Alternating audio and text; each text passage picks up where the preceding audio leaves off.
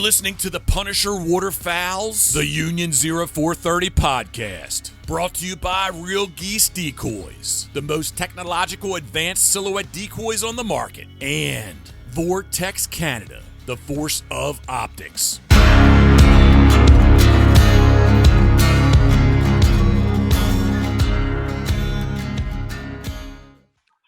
Hey, everybody. Episode 119 coming at you, and we got the man Craig Mintz coming to us all the way from Ohio. Hey, do you see that theme? We had Brian Ellithorpe on last week from Ohio. We got Craig on this week, but we really got to dig into some stuff that Craig's got on the go right now. We're really going to dig into this new Vivid series because they're looking pretty cool.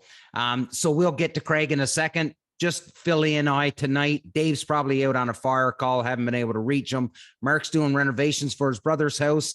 Ryan is probably up to his waist in a swamp somewhere chasing greenheads. So you're dealing with Philly and I tonight, and we got Craig, like I said, coming to us, Mr. Real Geese himself. So, Craig, good to have you on, buddy. It's been a couple months since we've had you on, and since then, the release of the Vivids come out. I just seen Pat Hendricks and Ryan do a really cool video of unboxing the Vivids and putting them out into a field. And buddy, I gotta say, they look slick.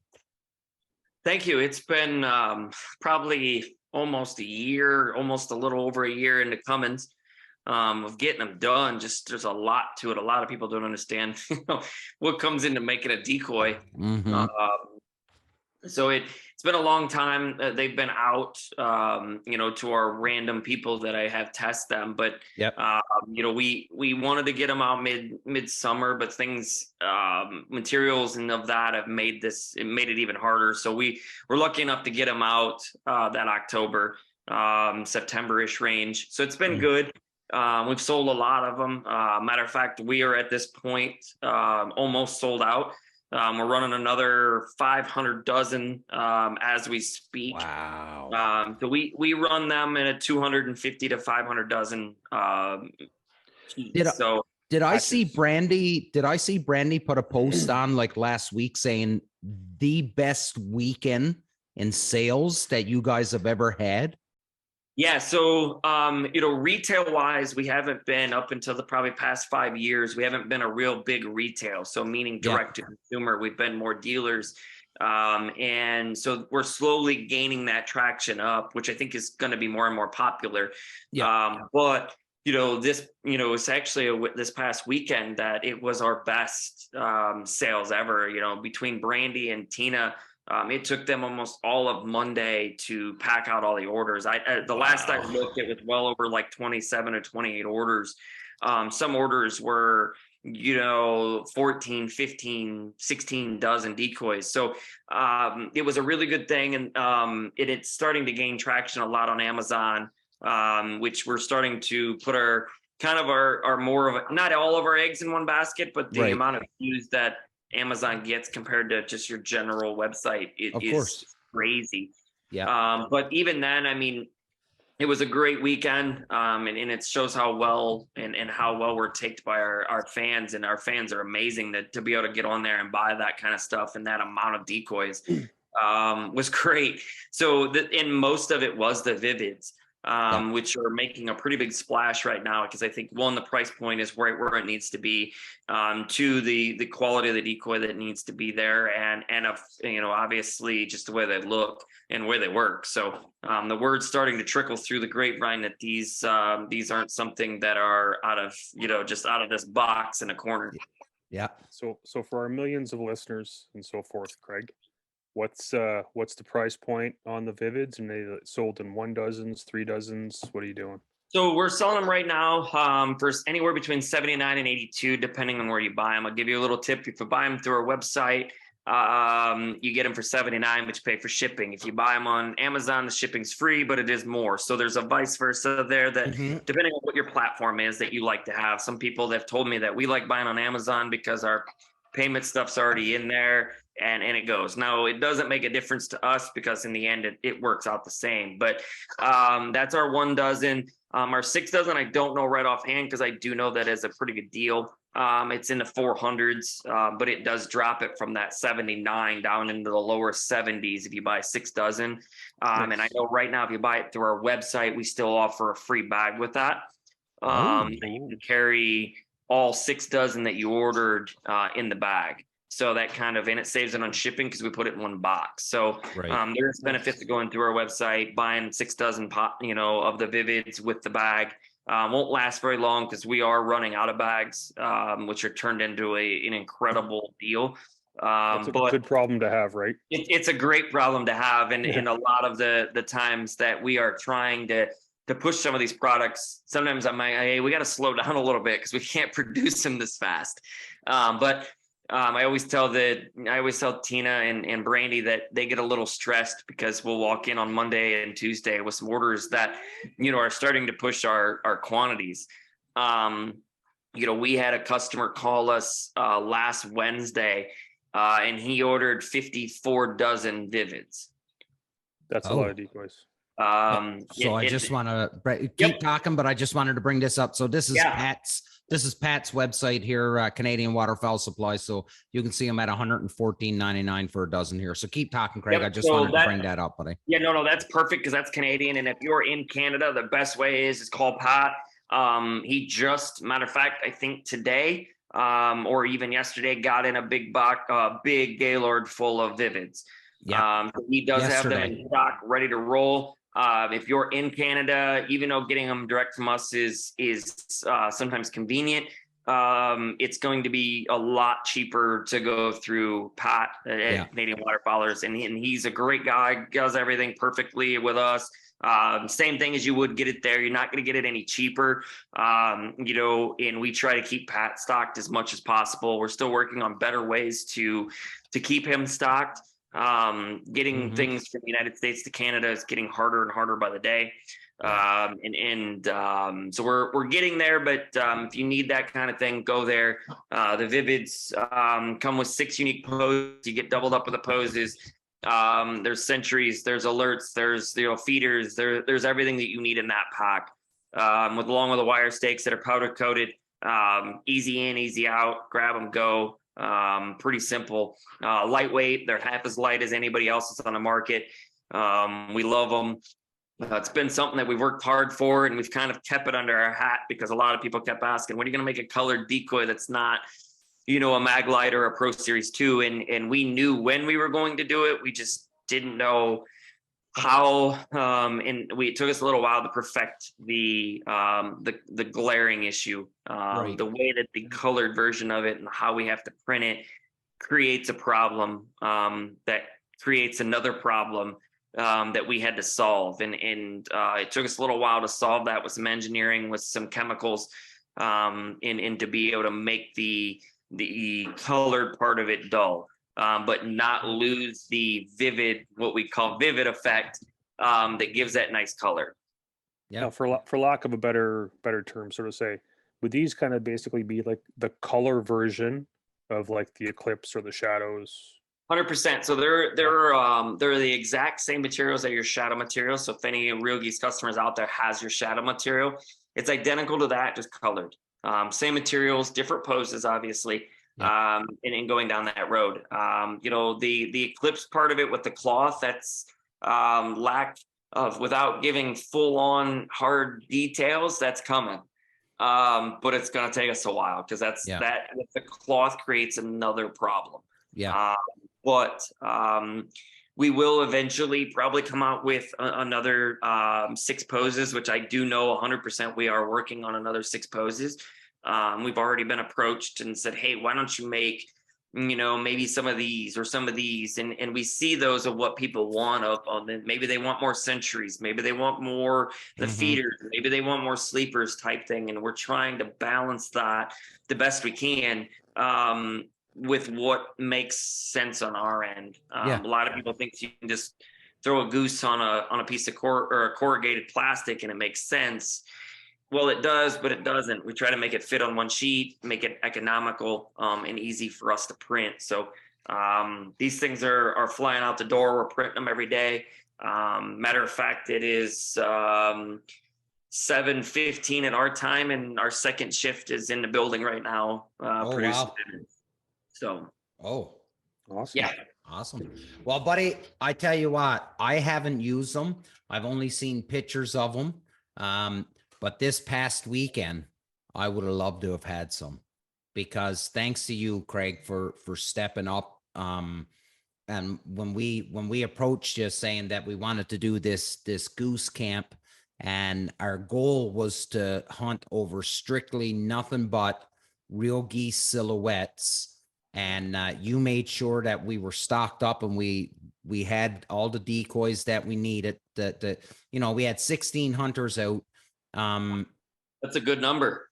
It's a good number, but I tell you what, anybody, hey Phil, anybody that says silhouettes don't work, you're doing something wrong, because we didn't have any and we're in a pressured, it was in a pressured area too. Like, these birds are getting shot at every day. And But we were shooting birds we were shooting at 10 yards. You can't ask for better than that. Yeah, we were shooting over Pro 2s and the Punisher pack, mostly.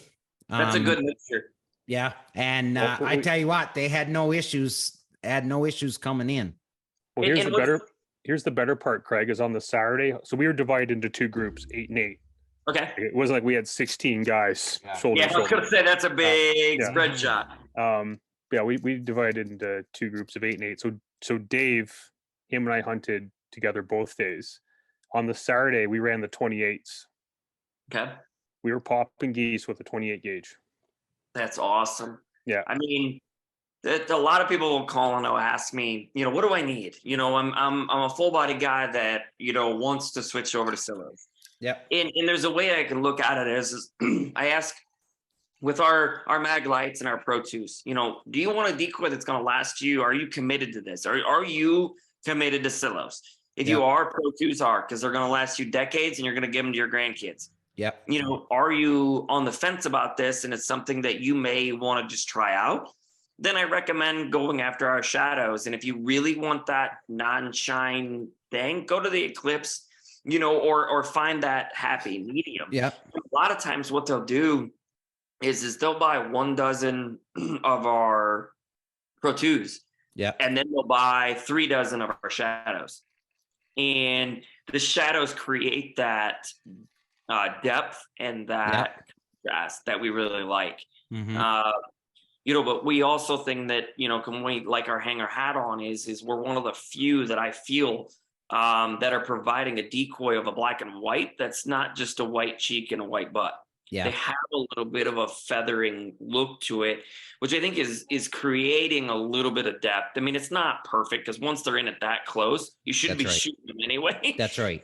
Yeah. But with us setting up around here, we love, and again, it's different everywhere you go, but we've found success up here when you put our black and whites on the perimeter and create the circle effect, or that circle outer perimeter of contrast. And then, maybe be on the X, or maybe be just centered off the X, and then have even more on the X. Yeah. Which we've found, and then put our Vivids or put our Pro 2s inside of that. And the great thing about it is you can leave these decoys up for the morning hunts, and then you come right back and your afternoon hunts are the exact same way, because it's not going to matter the direction. And we love that. Yeah. So we used our dark silhouettes on the tip of our, or right on the top of our J. And that's how we were set up. I was going to say something. I forgot. Should have wrote it down. I should have wrote it down. Well, when I run mine, I mix them all in. Mm-hmm. Okay. Mix them right up. So like at a distance, the birds will see that darkness in the field. Yep. And then like when they get in close, like, you got, some of your colored silos with your blacks, it almost looks like that bird's like got a shadow on it, so to speak. So again, to me, it adds that realism factor, just having them all mixed. because it looks like this bird's casted shadow on that bird, or because of the way that bird's facing and the sun's in this direction, there's a shadow, and then just you get your color in there, and to me it adds the realism as opposed to it's like some people that do their blacks here and their colors here and stuff. Again, it all seems to work at the end of the day. And well, the thing that I was going to bring up was the strength of these, and I know the vivids and everything is out there and stuff, but I want to go back to these Pro 2s and the point that you brought up, like they'll last you your lifetime, you'll hand them down to your grandkids and stuff like that. And I really want to touch on just how tough they are. So had my dog out on this hunt. So she's only a tiny lab. So most of the geese were bigger than her. And in fact, when she was coming back, wings to be covering her eyes, and she couldn't even really see where she was going. She was just following my voice.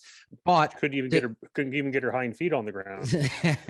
Yeah, she was like this on her front paws. Awesome. But the point I'm trying to make is that she ran into so many decoys coming back and knocking them over and bumping into them, and you know what I mean, like just trashing around in these decoys, picking up geese. I can tell you, there's others out there that they would not stand up to that punishment.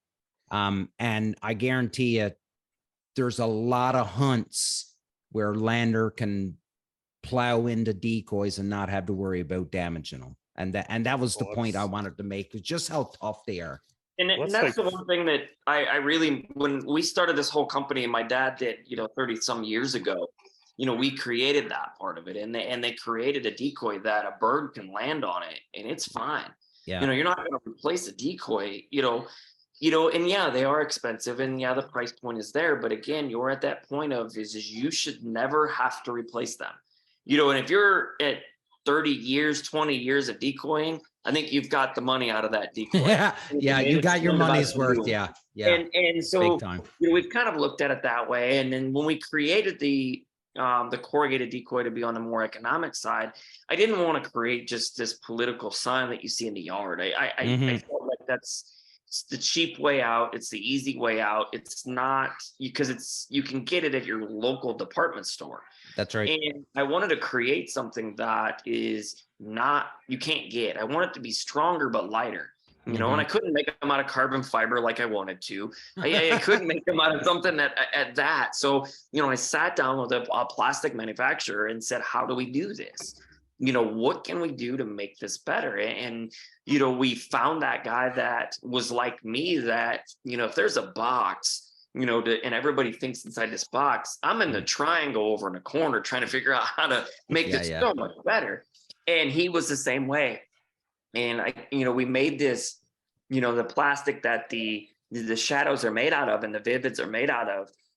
And when somebody holds that, they can realize that it's not your average everyday material. And I prove that constantly by showing people that we can take a fluted material and take the tails and touch the beaks and not create a crease. And that's what I want people to understand is we may be a couple, like on our vivids, we are $5 to $7 more expensive than the guys around me.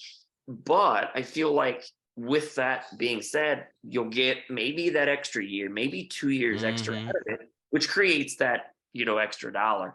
But I felt like that our homework went into it. I'm really proud of them. And the vivid part of it, for us was a big giant leap forward because of, it's a corrugated decoy. It's not like what Real Geese is known for, to create something that's going to last decades. So it was very difficult for us to kind of go off that path. But there are so many people that are full body guys and gals that are committed to the full bodies, but they still want to dab a little bit in the silos, but they don't want to make the investment. Well, I tell you what, we turned at least five guys onto them this weekend. 5 guys that were skeptical, never ever hunted or I shouldn't say never ever hunted over them, but with not great success. and we definitely changed minds this weekend, and they were, and pickup is easy, deploying them is easy. When you can throw, I think we had something like 20 dozen decoys out this weekend between the two groups.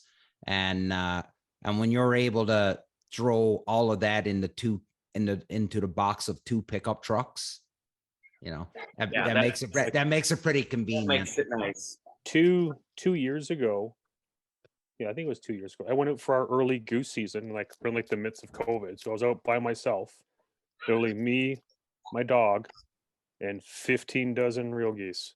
Yeah. And I put every single one of them out by myself. Yeah. Yep.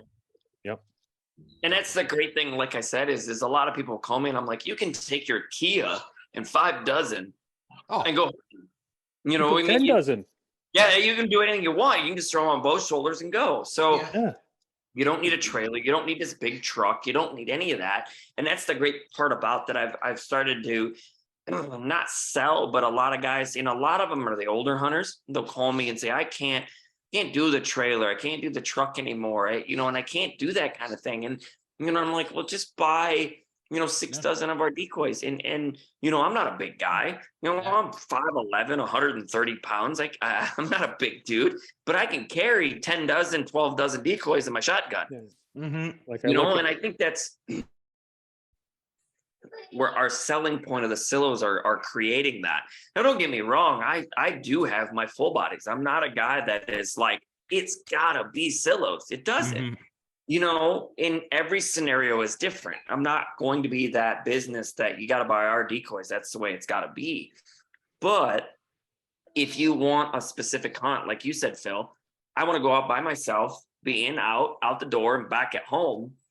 I mean, what more can you ask for? Yeah. I don't have a trailer. I just have a truck with a cap. I've only got a 5.5 foot box on my truck. With a dog in the back at that too. The dog. Yeah. So if I'm going out and I'm running the dog, like my boy, he's 80 pounds. So I've got the large gunner kennel. So you got a large gunner, and either, if there's a couple of us hunting, I got my 2 panels or my layout blind. I can stack 3 bags in the truck in front of the kennel door. Yep. And I got a 6 gallon, it's like a 5 gallon bucket, but taller. So I call it a 6 gallon. I got my 6 gallon bucket that I sit on in the panels if I'm running panels. And then I can toss my clothes and my gun in the back seat of the truck. And you can run minimum 20 dozen decoys. Yeah. That's a huge spread. And I'm a firm believer, especially with the silos, I like to spread them out a little further than you would a full body. Yep. Just because, again, 2-dimensional.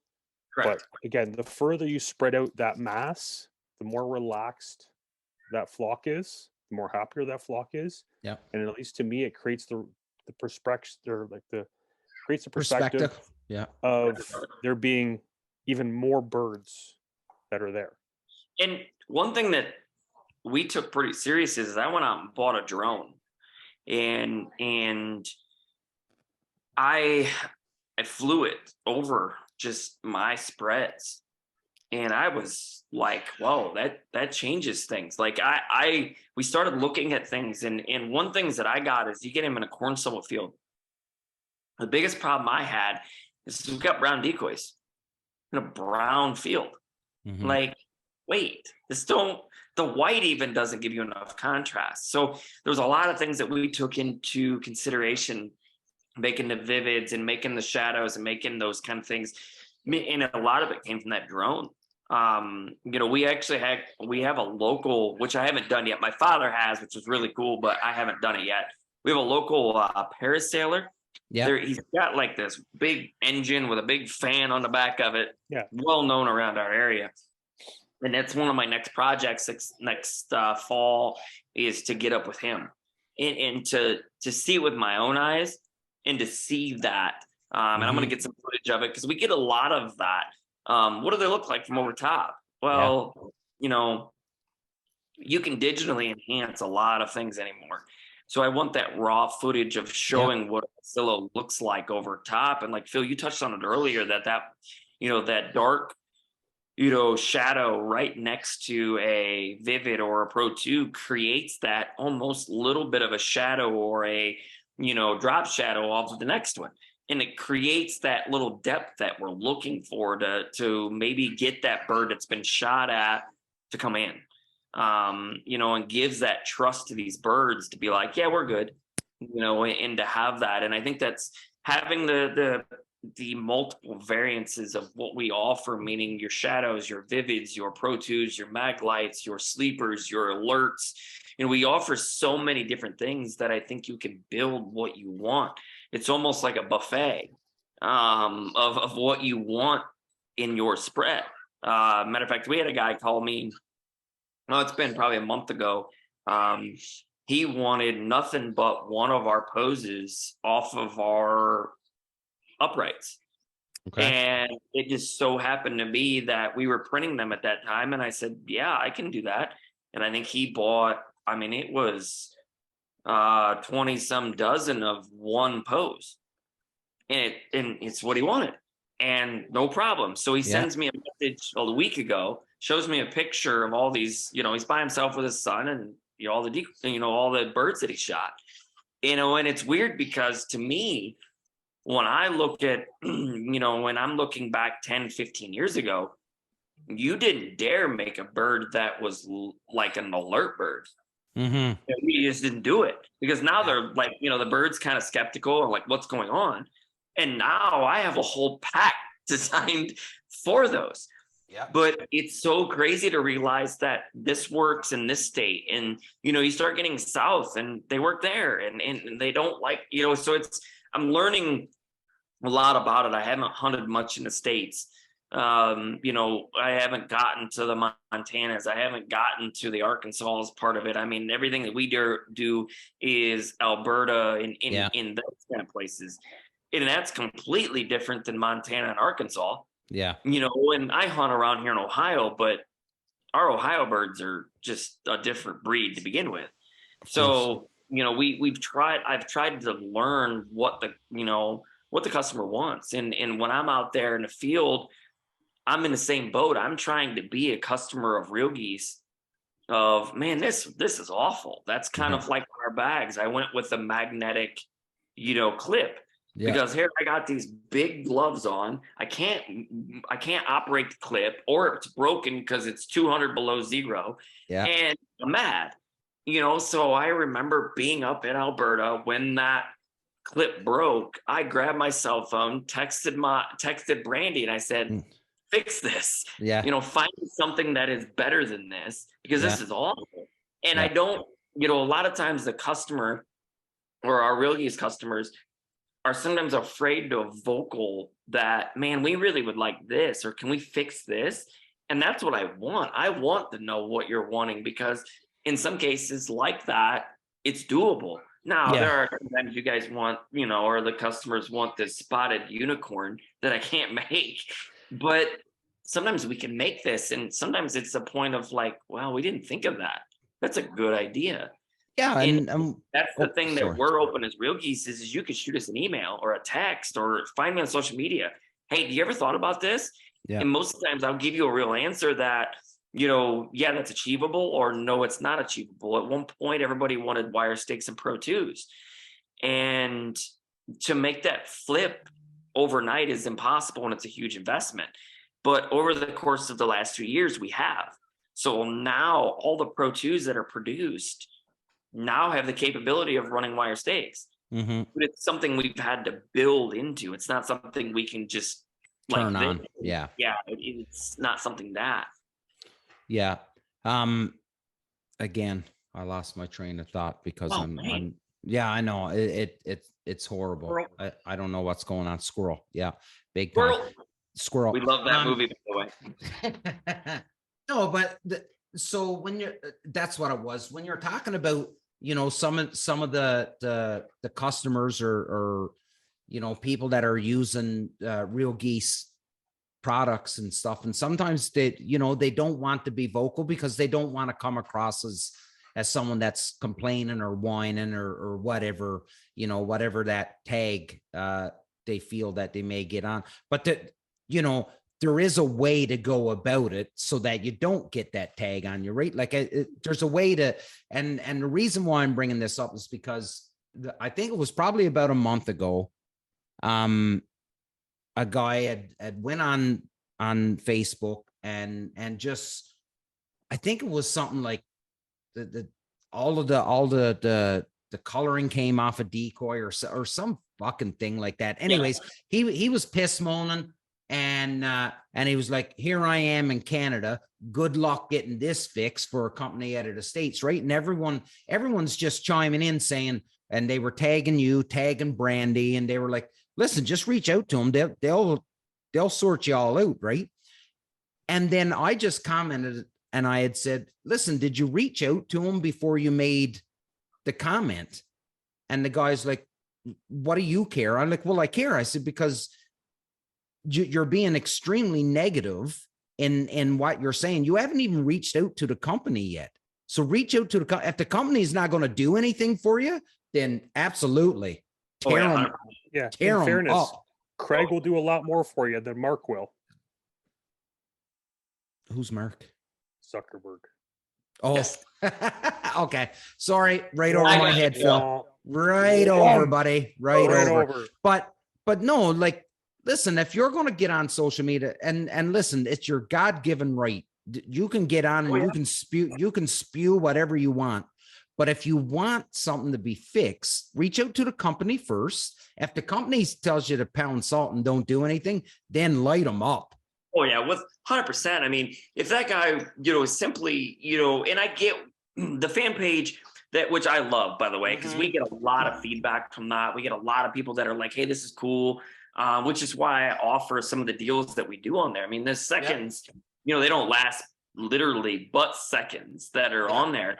But, there's the times that like that guy gets on there. And if I remember right, we had a problem with, I think it turned white, which we were talking like about, which we ran into some issues, and every company has that. It's not that it's not, but we found that there was a specific batch of materials that we got with a chemical that if it got wet with with an abundance of calcium, which can happen in the rain, it can happen in the water that they're near, wherever it may be, even if they're hosing them off. The calcium ate the clear coat, which then the clear coat turned milky white. Yeah. And we knew that according to if you own a real geese decoy anywhere, you can flip it over. On there will be our legal, but also will be our batch number. It'll say MFG, and it'll give you a date in a month. So it'll give you a month and a year.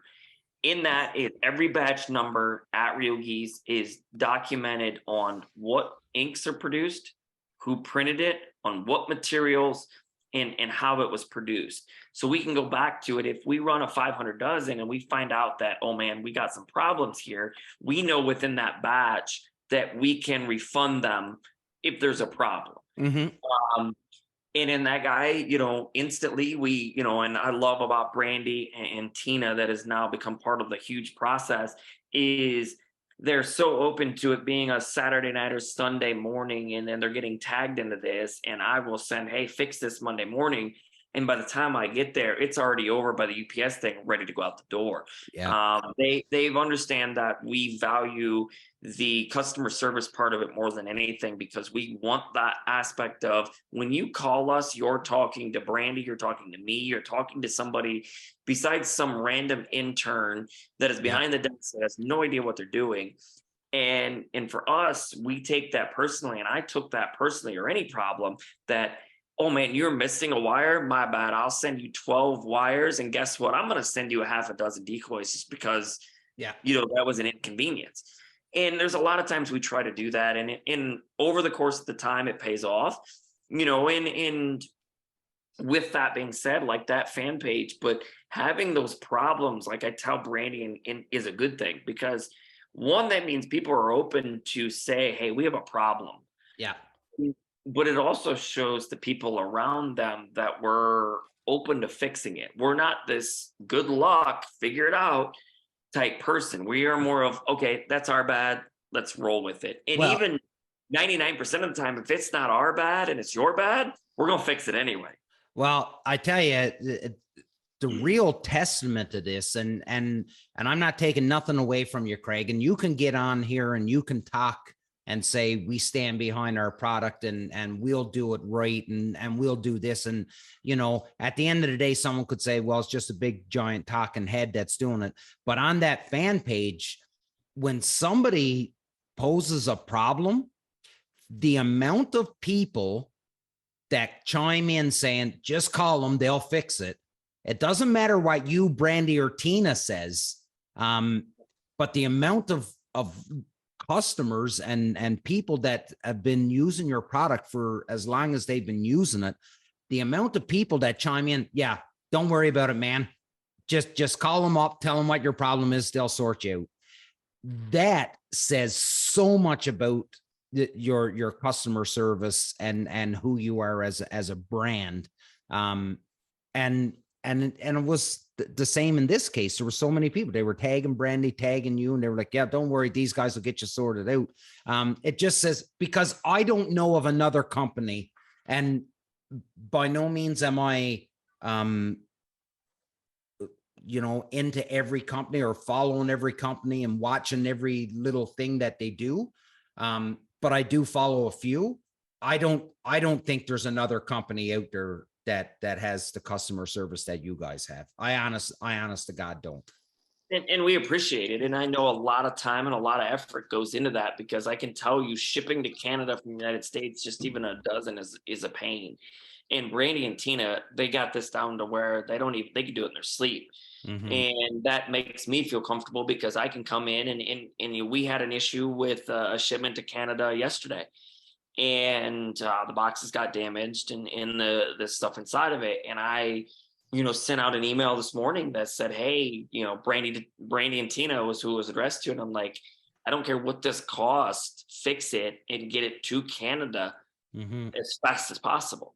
Yeah. And that's the kind of thing that we try to have that, because I feel like the value of that is, in my end, on a lot of outside of hunting, not hunting related, the value of the customer services went down in every aspect. Yeah. And I feel like I, as a consumer on all different parts, I've went to, when I purchased a car recently, I went to 2 or 3 different manufacturers. And as much as I loved one manufacturer's vehicle, I got treated better in another manufacturer, and I went and bought it there. Mm-hmm. As much as I loved that car, don't get me wrong, but I wanted the other one more. Yeah. And that part of it, like for me, and my wife can attest to this, I'll go to, a convenience store, I'll go to a grocery store, and I will be like, man, that doesn't sit right with me, and I won't buy it. But I'll be like, man, they did a lot for me, I'm gonna buy more. Yeah. And I try to take that and add that to it and have that. And I still love the small business aspect to when you're having problems with our product or you have questions with your product, you're talking to me, you're talking to Brandy, you're talking to people that build the product. Yeah. And we will try to steer you, in a direction that we feel is best. You're not talking to, like I said, some intern at the front desk. You're not talking to somebody that has no idea what you're even talking about. They just know, we offer these products. Well, what about those products? What helps them that? And we get, I would bet I get 20 to 30 phone calls a week from Farmer John in let's just say Idaho, who's farming and wants to hunt, but doesn't know which version he is.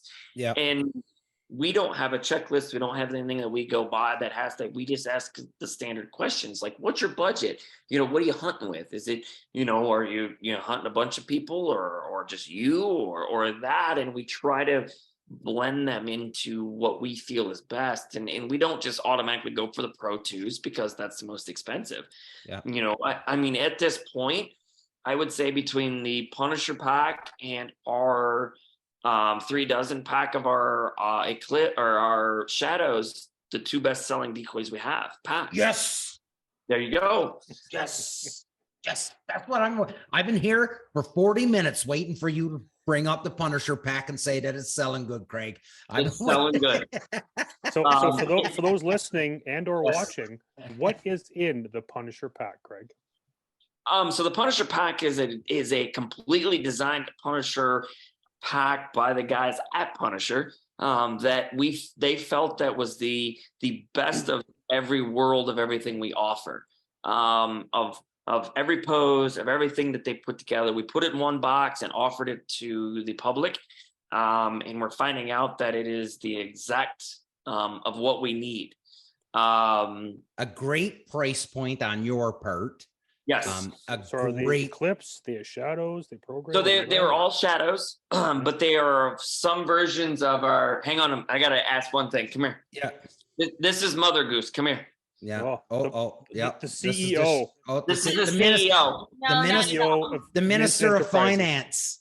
This is the finance operation of it. Yeah. Not at all. I do nothing. I am just a supportive wife. She does a lot more than what you think. Yeah. And God bless her sweet little heart. Yeah. So, but of the Punisher pack, it's all shadows, but it's created from various of our uprights, of our shadows, of our sleepers, and they blended it into you guys have blended into a phenomenal pack that is available, through Canadian Waterfowlers if you're in Canada, and through us. Yeah. Those are the only two places you can get it. You can't get it anywhere else. That's right. And it is a phenomenal pie. I've had nothing but great reviews of it. And I lack of better terms, own a couple dozen of them myself.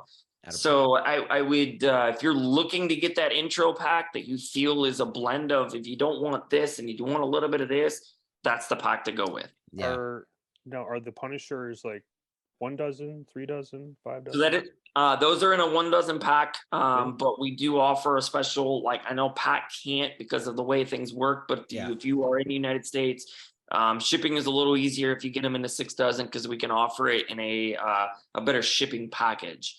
Can you make that happen to Canada? No, we're working on it. It's too hard. It's very difficult, and it's something that we're working on it with Pat. And it's probably a couple years out, but I think that it's something that we're going to create. It's just going to be, we got to have the commitment yet and a little bit of maybe some better deals at the borders. Yeah, which may come with. We're not going to win that battle. No, but I can tell you, it was a little easier a couple years ago. So that made things, if things change, it could make things a little bit better. But we've talked about it, Pat and I, we stay in consistent talks of how we can make this easier, how we can do this better. But if you're sitting there and you're trying to dab into the, the silhouette part of it, you want some black and whites, my recommendation, go get the Punisher pack. Send me a message on the review page. Go get on our fan page, get on the, the Punisher Waterfowl and say, man, we really like these. Let us know what you like about them. Who knows, there might be a free hat or some shirts or something like that involved in it. We like them because they're made in the US of A. Yes. Big time, buddy.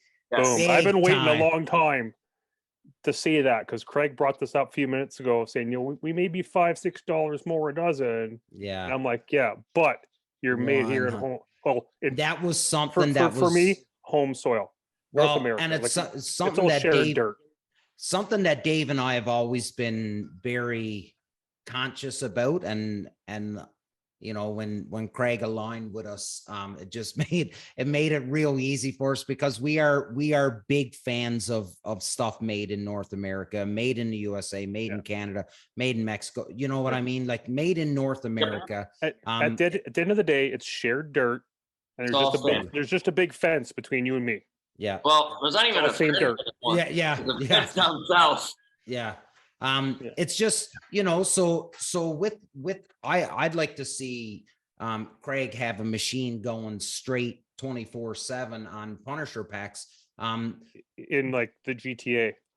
But the thing is that when you're looking, like when you're getting ready to do that jump into the silo world, and like you brought it up, Craig, when you said, like, are you committed to this? And and I'm going to say it a way of life but that's a bit of a strong term. But if this is the jump that you're going to make, having some diversity in your spread is huge, huge. So listen, I am a huge fan of Pro 2s. I love Pro 2s, but I tell you what, I wouldn't do a spread straight of Pro 2s because I would throw in some shadows, some eclipse, some punisher. I would add some diversity into that spread just to change it up. Don't be like everybody else. And that's the thing. Like now you got to think as getting to this time of the year and pushing on, especially to the hunters in the States. You're going to be shooting educated bird. Every bird that you're going to see now is going to be an educated bird because it's already passed down through Canada. Well, it's already been shot. Yeah, it's already been shot at. So listen, you've got to set your spread apart from everybody else's, and adding some diversity to it will make all of the difference. And I'm telling you, like we had dudes up this weekend with us hunting. And like Phil come down, like Phil had his truck full. Dave had his truck full. Logan McNulty had a pile. The other guy, the other guy that was there, he bought a bunch. The amount of real geese decoys that were put out, mixed and matched, and like you said, there's no checklist. There's no right or wrong way to do it. You just do what you think makes sense. And again, you're trying to outsmart something with the brain the size of a pea. And they win every time. Every time. Well, they'll humble you. That's for sure. The scary part. They mentioned, and it's like I told a lot of the people that we work with, and Brandy and those, they're not hunters. You know, Brandy would be the first one to tell you that she's not a full out hunter, and neither is Tina. They're new to this. But they look at me and like, you know, these birds are not very bright. I'm like, they're a lot smarter than what you think they are. You know, they make me go hunt them for a couple years. You know, they'll take my golf ball and take it off the green and throw it in the sand. Yeah. And, you know, and I'm mad at them then, but they're not dumb. No. And, you know, so a lot of times we're trying to, but I also think that as humans, we try to outsmart things on our end and we make it way too complicated. Oh, of course. Again, we're trying to get a bird to fly near a crop that we can shoot. You know, and so we got to blend this overthinking with it, but underestimating it and try to get this thing, because you can 100%. Reinvent the wheel 900 times and everybody has. Yeah. But sometimes you get to the point to where it's so over invented that you're like, what? Like that?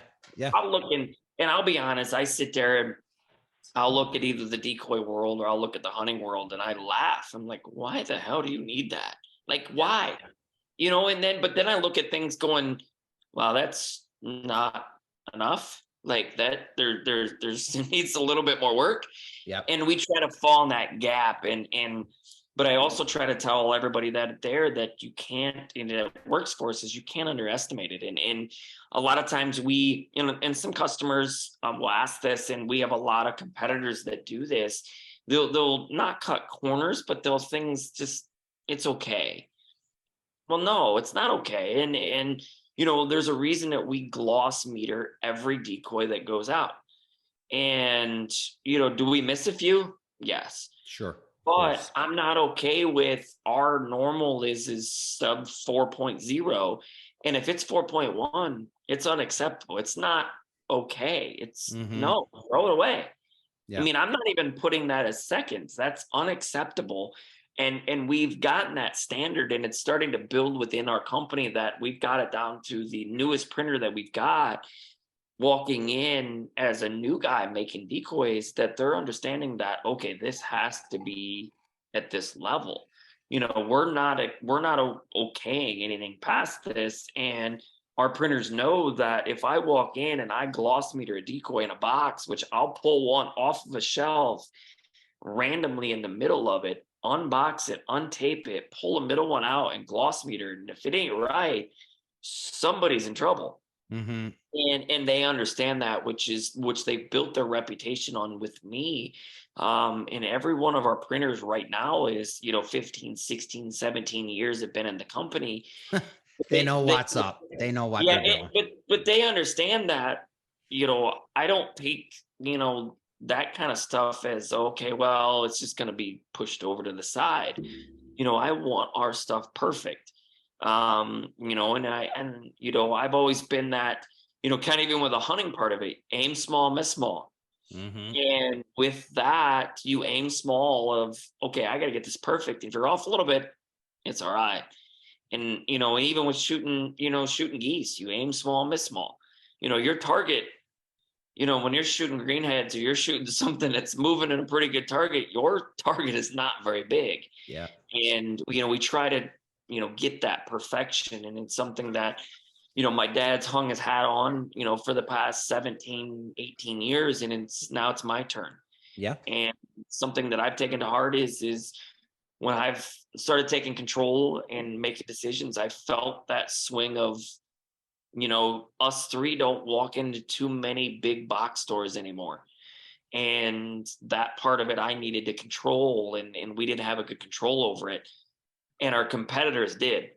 Mm-hmm. It was something that I don't lose very well. And Mama Goose that just walked through, she'll realize that even if we're playing Monopoly, I don't like to lose. Yeah.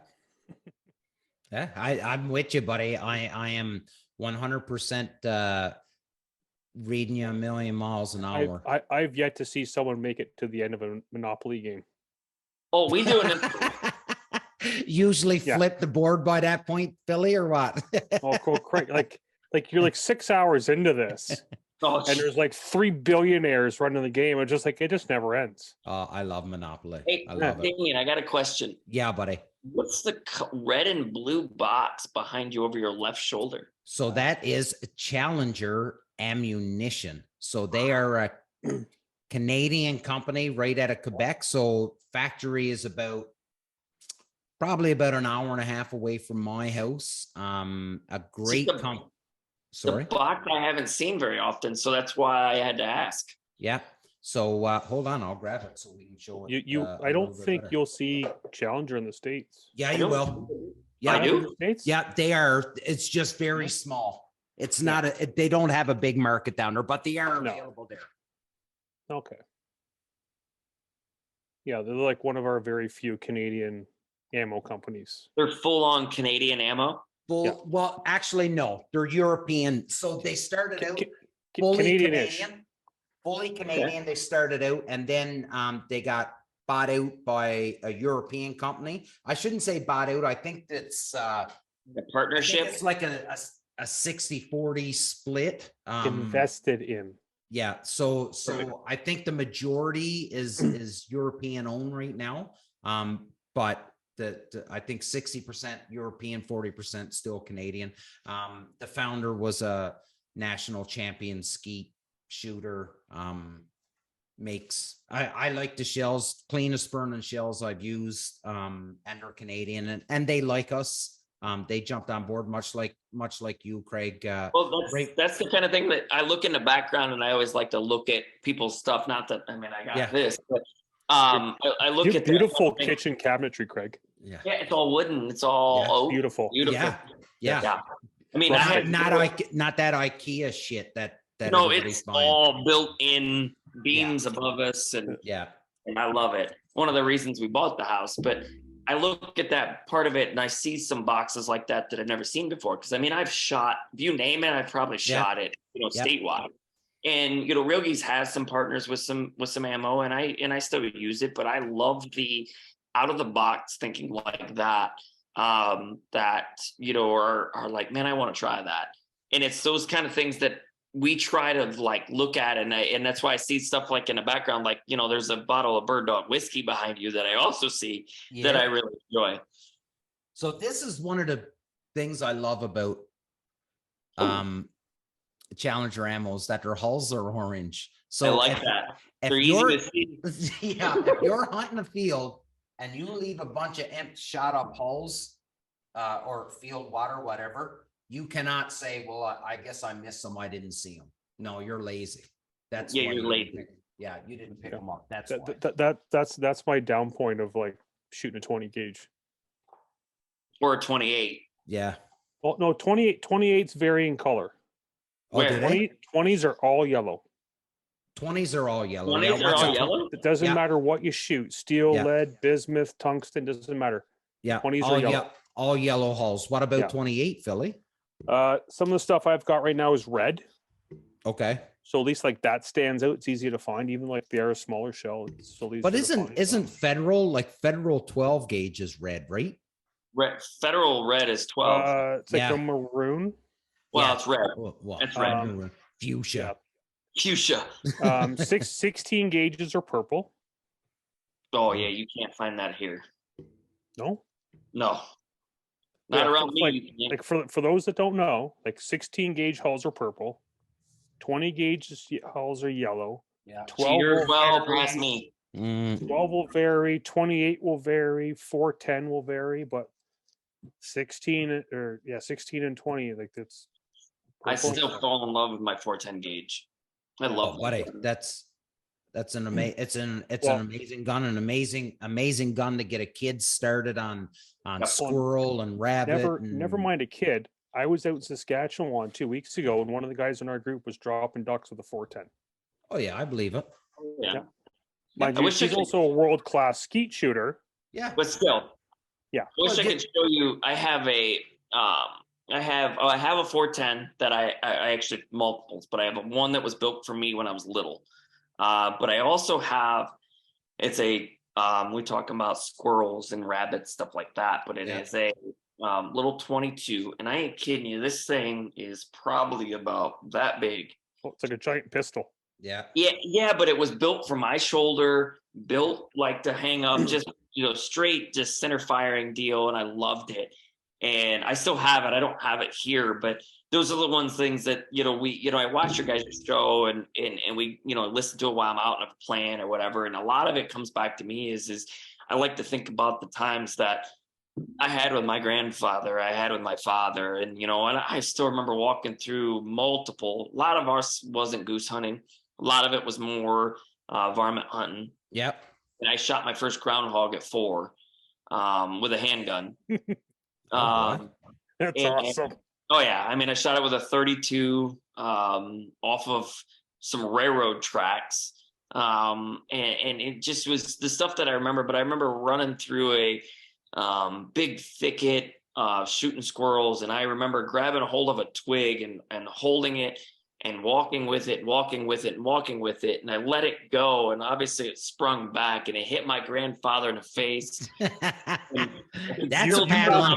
2 days later. That's a paddling. And I could still turn and look at his face and how mad he was, and just to understand like those kind of things. But like your show, you have that the memories and the kids aspect of it, which is what I love. I love when we get somebody on our social media that'll send a picture of their kids carrying a goose in, or their kids picking up decoys. Or I love that part of it because it's the next generation. Because we can all stand here and sit here and talk about this, but in 20, 30 years, we ain't doing this no more. And at what point do we create that next level? And that part of it is the biggest part of it me is being able to carry on that, part of it that is going to remember our grandparents hunting, and just even, I've saved a couple of my great grandparents and my grandfather their hunting license. So I can give it to my kids to show them what it was like, because 10, 15, 20 years, which it already is, it's all digital. Yeah. You get it on your phone. Yeah. I still remember having a little piece that was about this big for our deer tags that you put on the back of your thing that shows you could shoot deer.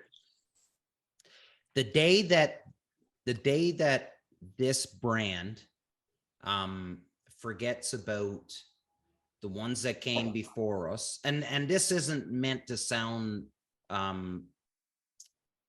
cheesy or anything, but the day that this brand forgets about the ones that come before us and we turn a blind eye to the generation that's coming after us, I think that's the day that we'll hang it up. Because we've obviously we've drifted off our path of what we originally sought out to do. Dave, I try as much as I can. There's actually a picture, I think, of Phil was it on one of the websites that he's talking about hunting with his dog? The safety briefing. Yeah, and that part of it, and that's the biggest thing is anybody can go acquire a weapon, and any of them can go and do those kind of things. Absolutely. But you, Phil, you got your dog who, is a big part of your life, and you got these random guns around that they need to understand that this is, what you're doing and allowing this dog to participate is not just like, oh, we're letting a dog participate. This is a big deal. There's that man runs the show. Yes. Yeah. And there's many times that I've never hunted with a dog. And my first hunt with a dog was in Alberta, and it was a game changer. And, the course of those 4 or 5 days, I grew close to that dog, and that dog actually was in my blind. And it was like, but I was really young. I mean, I was 14, 15, 16, and you were just learning. Yeah. And I loved it, and then I went back a few years later and I really enjoyed it. That's when I got introduced to the couple Canadian beers that I really enjoy. But it turned into even a better time. Mm-hmm. Yeah. Fellas, he's going to pull out a kokanee. I know it. Oh, here we go. Mm-hmm. I'm all out of buddy. So we were treading some. I knew. He's got a kokanee. I knew you were pulling out a kokanee. I'm not gonna lie. I may have had a couple of those when I was out in Saskatchewan. Oh, buddy, these are the greatest thing ever. Well, there's a Pilsner made in Saskatchewan that is maize balls too, and you got to try that. Which is that? Which one is it? Yeah. I don't know. It's got a green. You can buy it here in Ontario at the LCBO. It's got a green label, like a rabbit on it and stuff like that. But it's a Pilsner. It's awesome. Is it Puppers? Puppers? Definitely not Puppers. Puppers is, and it hurts me to say this about Letterkenny. I should have tried one of those. Oh, it's horrible. Puppers is. Do you watch Letterkenny? Have you ever heard of Letterkenny? Yeah. So that's the beer they drink on Letterkenny is Puppers. And it's horrible. Those cans have been recycled. There's better stuff inside. Well, because we watched Letterkenny and then Shoresy and stuff, and that part was huge for me because we watched it a lot. But I never heard of I never pay much attention because the only beer that is there is this one. Yeah, Kokanee is a big Western beer. So brewed in British Columbia. But Western Canada is big on kokanee. Not big in Ontario. Kokanee is not big in Ontario. But you can get it in Ontario, but it's not a big beer. But Western Canada, kokanee is where it's at. That's when you said Toronto? What's that? Can I get this in Toronto? Oh yeah, I'm sure you could. Yeah, I'm sure you could. That's all I need to care about. But that's right. That's right. Because Mr. Craig Mintz is coming to Toronto in March of 2023 because we've got a secret and we're going to let everybody know about that probably in about a week or two, Craig. I'm going to be shooting a promo for that. And let the cat out of the bag. Yeah, maybe, but without what happens in March every year. Hey, doesn't March break, buddy. March break. Yeah. Boys, late okay, season. Shut up, Phil. Shut your mouth, Phil. Shut your mouth. Fellas, we're at that 60-minute mark. I'm shutting Phil up. Down. Yeah, I'm shutting him up. He's on a gag order. I don't even know what's going on. I figured it. Fellas, Craig, thanks so much, man. It's always a pleasure to have you on. And again, you're never privy to the conversations that Dave and I have when we talk about you and we talk about when you reached out to us and you wanted to be a sponsor of the show. And I still remember saying, So what do you want us to do, Craig? Like how do you want this to go? And you said, do not change a thing. Keep it exactly the way it is. I like it.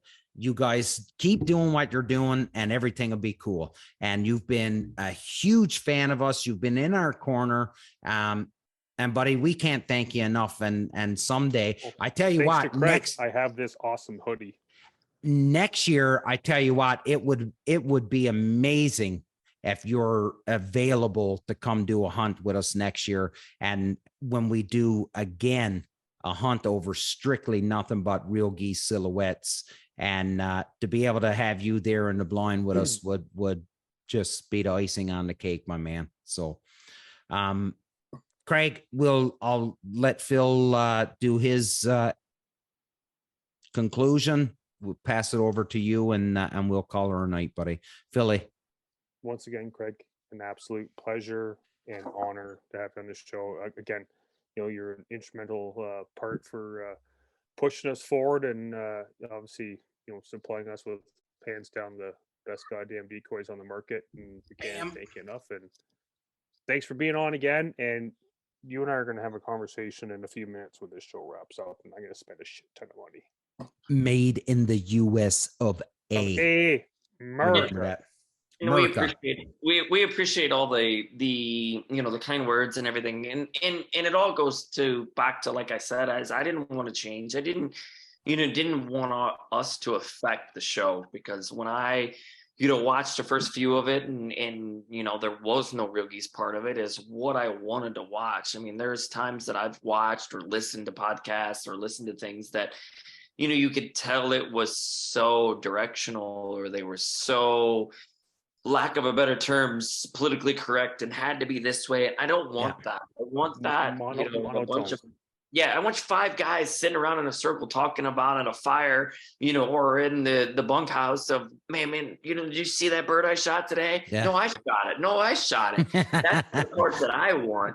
Yeah. And that's the part like Real Geese is we are, a really tight-knit family. We don't have, 900 employees. We don't have that work, something that looks out for one another, that has each other's backs, that, gives each other crap every day, and there's not a day that, Brandy or Tina or myself or Mike and them part of it don't give each other, some crap during the day. And that's what I want. And I feel that anybody a part of Punisher and everybody that's been on the show that has that camaraderie, that even if they are a part of the show, that I might be able to send them a message and say, hey, what does it take to get some of these things? And I've done that. And many times they're like, yeah, this, and this, you like these guys, we like these guys, let's hook up.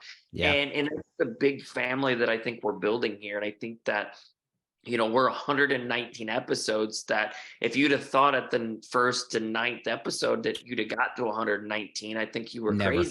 Yeah. 100%. And I think we're going to look back at this and when we're at the 500th episode, we're going to do the exact same thing. And continuing to build that, and the audience is what we've wanted to do. And we've wanted to build that partnership with something that, like us, was very small, and at some point it's going to get to the point where it's pretty big.